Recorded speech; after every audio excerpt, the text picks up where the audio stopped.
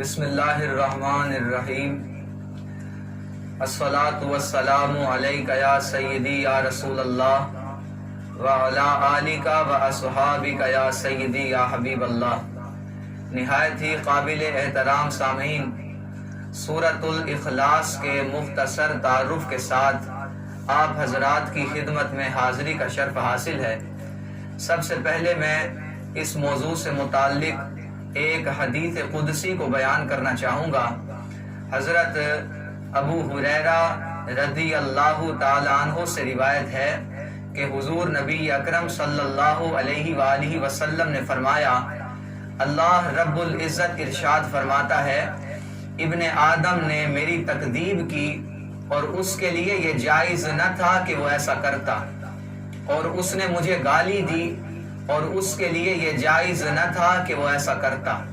फिर फरमाया, इब्ने आदम की तकदीब ये है कि उसने कहा अल्लाह ताला उसको दोबारा पैदा नहीं कर सकेगा जैसे पहले पैदा किया था।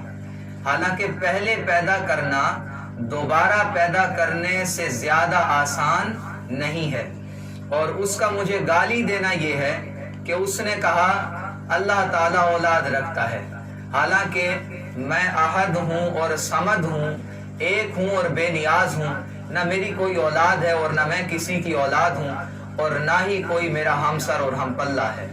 तो मोहतरम सामीन, अल्लाह करीम का हम पर बड़ा ही करम है कि हम उन लोगों में से नहीं हैं जिनका जिक्र इस हदीस कुदसी में किया गया है।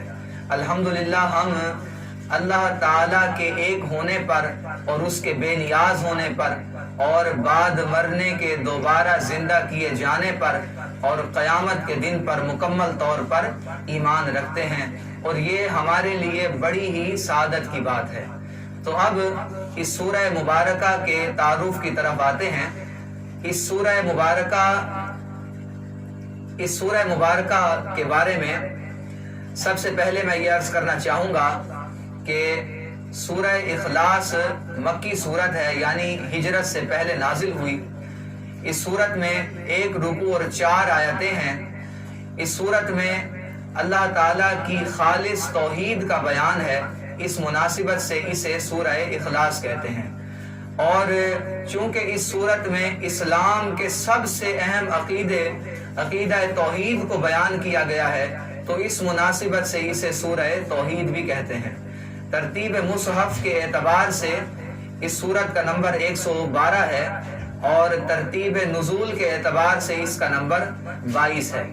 अहादीस मुबारका में इस सूरत के बहुत से फ़ज़ाइल वारिद हुए हैं, लिहाजा मैं यहाँ पर इस सूरत के फ़ज़ाइल से मुताल्लिक 4 अहादीस मुबारका को बयान करना चाहूँगा।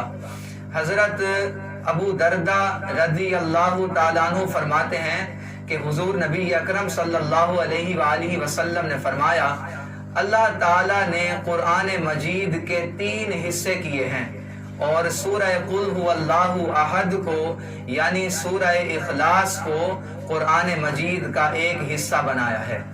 और हजरत अबू हुरैरा रज़ी अल्लाह ताला अन्हु फरमाते हैं कि एक मर्तबा हुजूर नबी अकरम सल्लल्लाहु अलैहि वालिहि वसल्लम ने हमसे फरमाया, तुम लोग जमा हो जाओ, मैं अन करीब तुम्हें तिहाई कुरान सुनाऊंगा।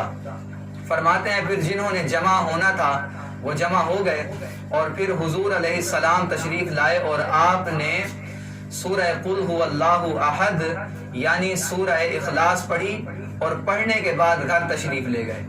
अब हम में से बाज हजरात ने यह ख्याल किया कि शायद हुजूर के पास आसमान से कोई खबर आई है, इस वजह से आप घर तशरीफ ले गए हैं। इतने में हुजूर अलैहिस्सलाम दोबारा तशरीफ लाए और फरमाया, मैंने तुमसे कहा था कि मैं तुम्हारे सामने तिहाई कुरान पढ़ूंगा, तो सुन लो, ये सूरत यानी सूरह इखलास तिहाई कुरान के बराबर है।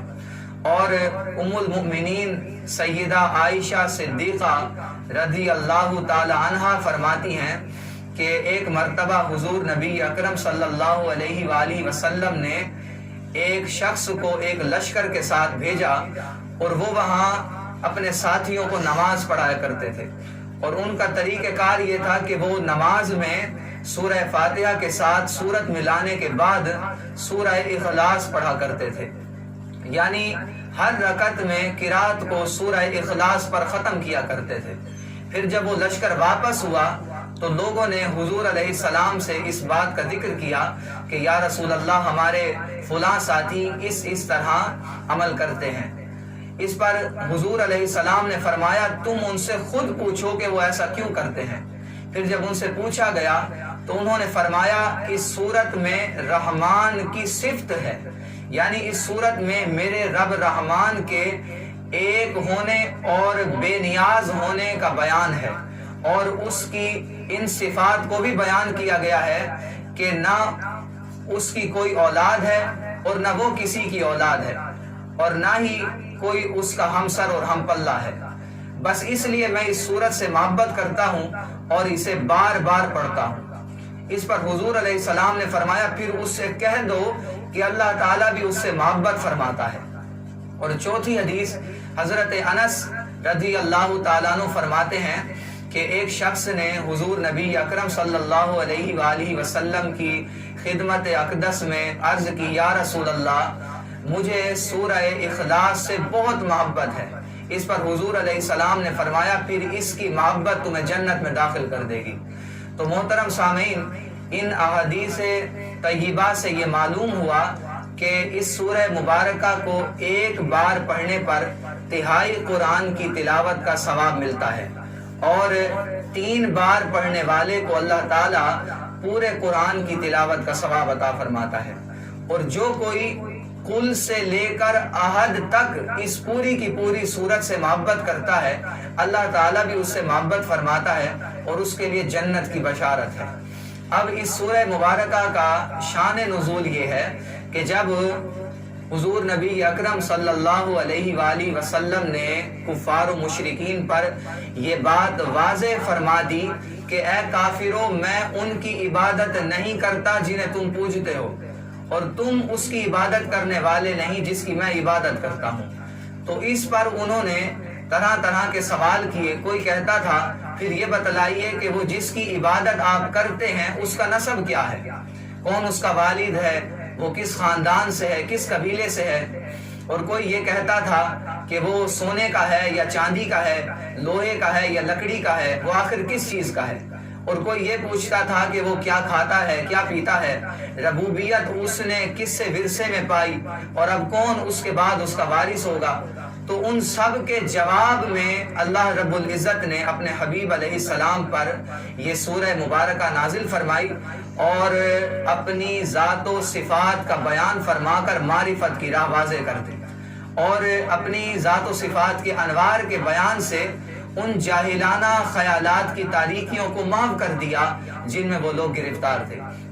अब अगर हम इस सूरत के मज़ामीन के बारे में बात करें तो इस सूरह मुबारका में इस्लाम के सबसे अहम अकीदे को बयान किया गया है, यानी अल्लाह ताला की वहदानियत को बयान किया गया है, और अल्लाह ताला के सिफात कमाल के साथ मुत्तसिफ होने को बयान किया गया है।